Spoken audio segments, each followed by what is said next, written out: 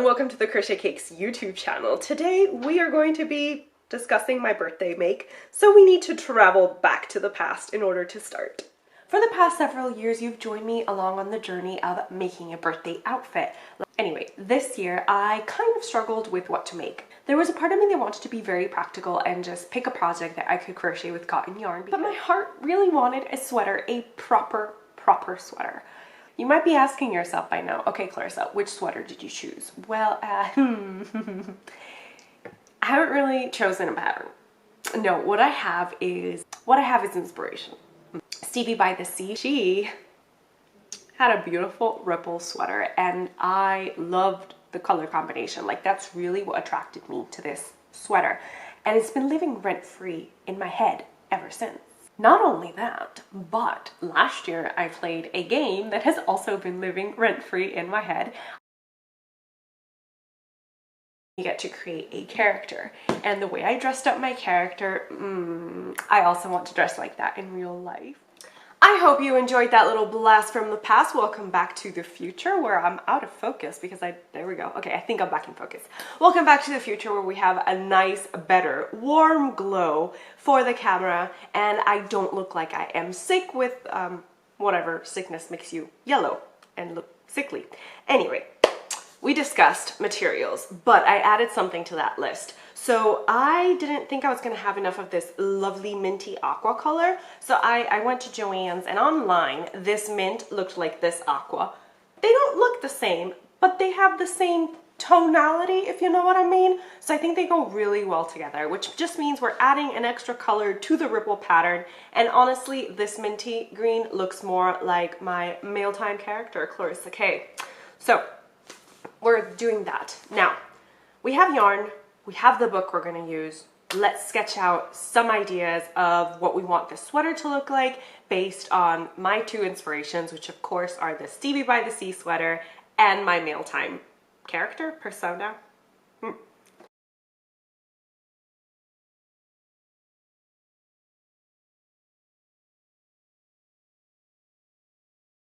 I know, such a beautiful, beautiful rendition, but this is the very rough idea of the sweater. So we're going to build it in two panels. There's going to be a front panel, there's going to be a back panel, and each of these is going to be done in the ripple stitch. For the sleeves, I think the easiest route will be to crochet them flat and then seam them shut. We shall see. Maybe I will play around with actually figuring out how to do this in the round.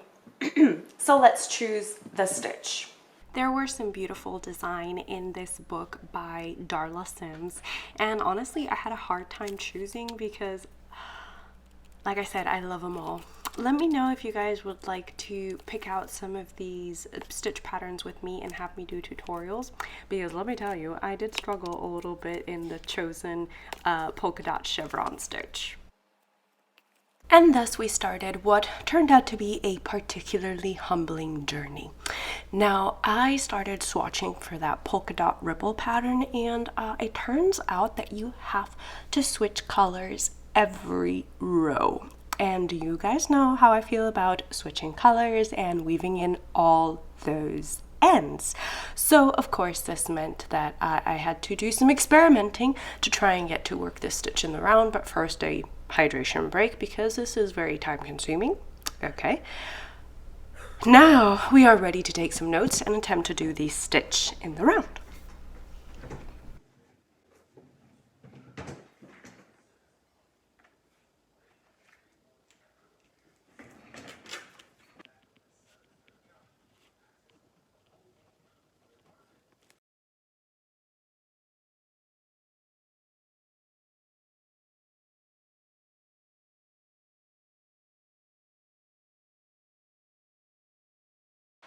There is nothing quite so humbling as trying to learn a new stitch from a person whose patterns you've never read before.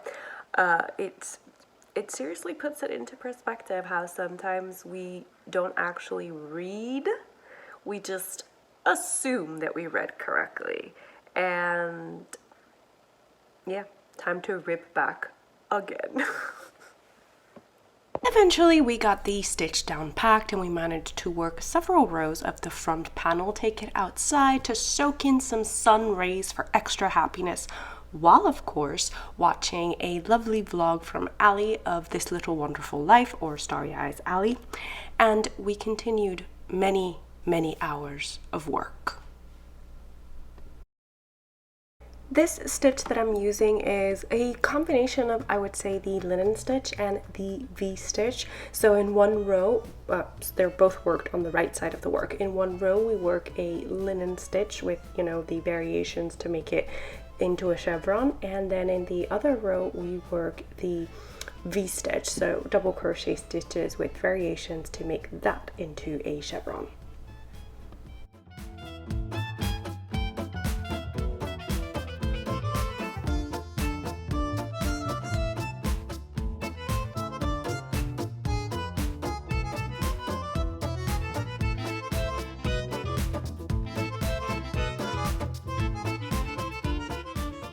Until we finally completed the front panel, and just look at this excitement. We got a neckline shaping, we got a nice length. Could it be a little wider? Yes, but overall, look at that face. She, Clarissa of the past, is very happy with this garment. So we move on to crocheting the back panel. And of course this involved a lot more hours of crochet, and after that I decided I really didn't like how wide it was or how many ends I had to weave in, so I thought it would be prudent to work a border along the sides in half double crochet stitches to add more width, but also to help me hide in all those ends that I had to weave in. And then we finally had a garment with an armhole depth that we were happy with. We were happy. Look at that face. That is the face of happiness. Which is why you might be wondering why here I am frogging my sleeve all the way back. Well, I shall tell you. After a lot of hours of crocheting and soul searching and looking at this sweater and loving the pops of yellow in this sweater, I decided I'm never actually gonna wear this. It's true, I would probably only wear this for the reveal and then promptly never use it again, because these colors are not colors that I actually like to wear, barring the bright yellow color. I don't think I would actually wear this sweater. So instead, we are turning it into a cushion. It was the best decision to make because I honestly didn't want to spend more hours working on this sweater only to never wear it. That's not, no. I just don't have it in me to spend hours on a project that I'm never actually going to use simply to produce a video. So I'm turning it into something that will be used, which is a cushion cover. And I'm even thinking of making maybe like a colorwork bunny one, just so that I could have two pillows that I use for the Easter holidays. And yeah, so how I'm gonna do that is that I'm obviously gonna ripping back this sleeve, then I'm going to unpick my sides, and I am going to rip back the front panel on like these final rows of the front panel. I'm gonna rip these back, and I will have a flap that's gonna fold over and button together, and I'm just gonna seam this here so that it's... Here we are cutting and ripping back the shoulder seam specifically. If it's painful to see crochet being cut, then I should have said look away. Anyway, once the shoulder seam was ripped back, it was fairly easy to find all the other ends and rip this project apart. Then I thought about using my 1.75mm crochet hook and a zipper to kind of have the cushion have a zipper closure, which would make it easier to wash and dry and all that. But I didn't end up doing that in the end.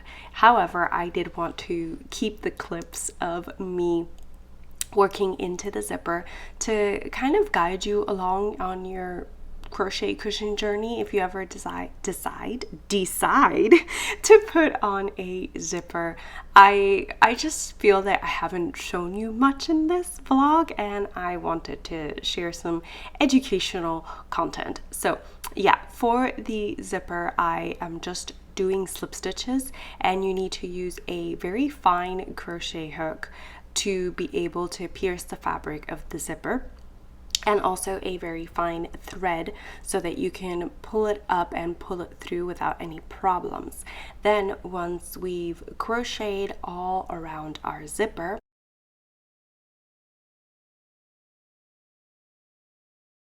we are actually going to be using those slip stitches that we created to crochet into, and this secures the zipper to our crochet cushion.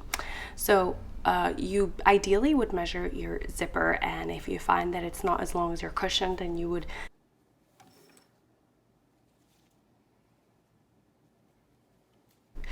seam up the pieces that would leave a gap, as I've already done here. And then you would insert your hook into your cushion, into the stitch, and insert it into a slip stitch from the zipper on one side. Pick up your yarn that you're going to be using to join, pull through, and I like to join with a single crochet. So this is how I join my zippers to my cushions. I think it's very useful because, as I said, sometimes cushions get dirty and you want to be able to put it in the wash without having to put the actual cushion in the wash, or perhaps you have a limited amount of cushions, and this is a great way to ensure that you take off your festive cushion covers and put them away.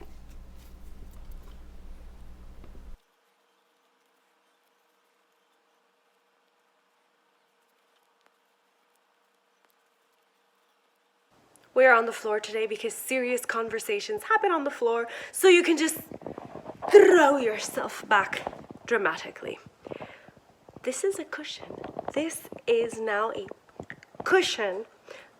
So why is it destroying my brain? I have ripped it back again. But it's okay. I know this time I found the perfect cushion that is just cushiony, so I can finish this cushion.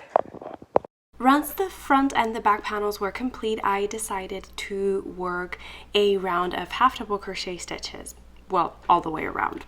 And then I cut that and I did 2 rows, one of single crochet and one of double crochet at the sides of each panel so that I could have a wider cushion and it would stretch widthwise over my chosen 20-inch cushion.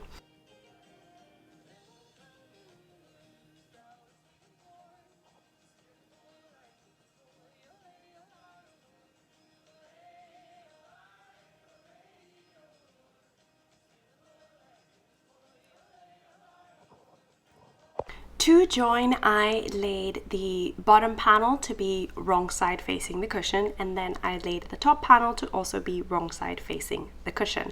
And I joined with a single crochet stitch all the way around.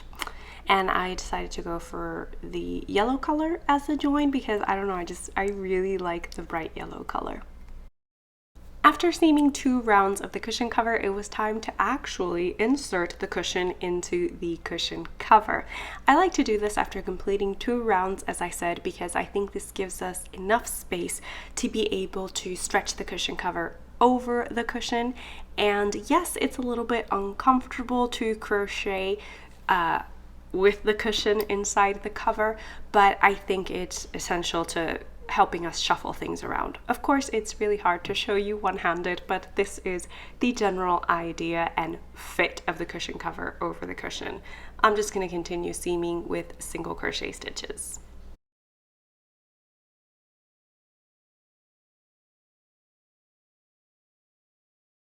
After ensuring that all 4 sides of the cushion are seamed with single crochet, it is time for the reveal.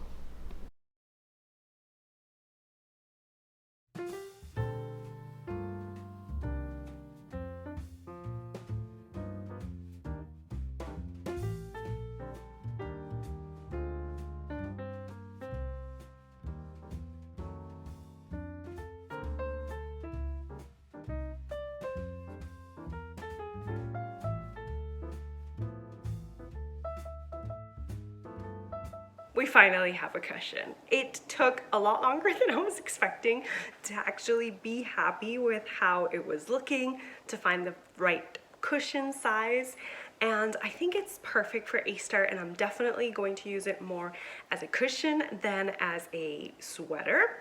And also it's kind of prompted this whole slew of ideas of Easter cushions, and I am thinking of sewing an envelope type of cushion and then crocheting a fuzzy rabbit to sew on top and just have a mixed media cushion.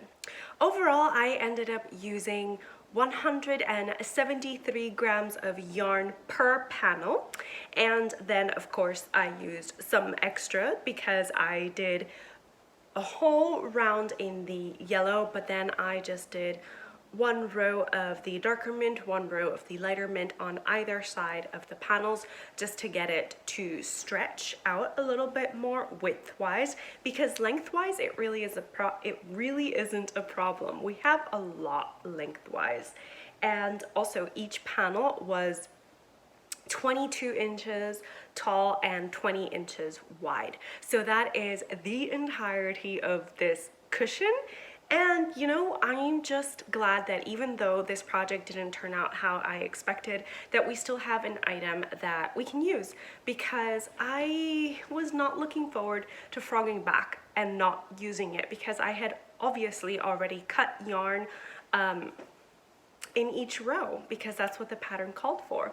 So I don't know, I know that this was probably not what you signed up for when we had a birthday make, but I still want to thank you for watching through to the end, and let me know if you have any projects in your whips or your forgotten piles that made you feel this way, something that you were just making because you wanted to make it but you hadn't chosen the appropriate colors and it didn't inspire joy. Now, this did not inspire joy as a garment, but it does inspire a lot of joy as a cushion, and I kind of want to add tassels to it as well. And I love the fact that if I use it this way, you can really see the chevron, but if I twist it sideways, it just looks more like arrowheads, and I greatly appreciate that. So thank you so much for coming along on this journey of realization that sometimes we just need to take a step back and assess. Am I going to be using this? Is there someone that I know that will appreciate all the time, effort, and dedication I've put into this project? And if the answer is no, sometimes it's safer to frog. But sometimes it's also good to take a step back and see what else you can create that you will use. So once again, thank you for coming along on this journey, and thank you for celebrating my birthday with me.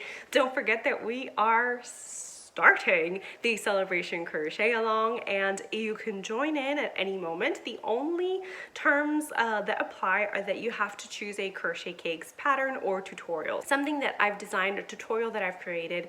That is all you need to do to join the celebration crochet along. Don't forget that this doesn't necessarily require you to purchase patterns, because a lot of my patterns are available for free here as tutorials or on the blog as written patterns. So I can't wait to see what you create, and thank you once again for joining the celebration crochet along. And of course, you already know that there is a prize that we've put together, and by we I mean me, and we as in thinking of you, me making the decision. You know what I'm saying? Anyway, thank you so much for coming along on this birthday journey. I hope to see you in the celebration crochet along.